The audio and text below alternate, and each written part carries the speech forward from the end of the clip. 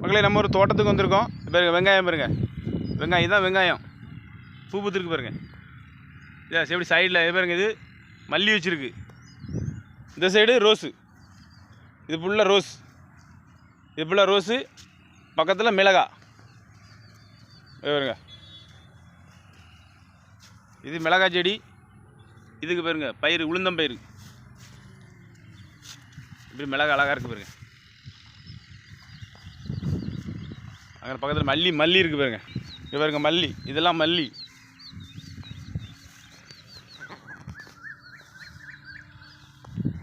பக்கத்துலேயே நஞ்சை இருக்குது பாருங்க, இது மல்லி, இது மல்லி எப்படி இருக்குது பாருங்க.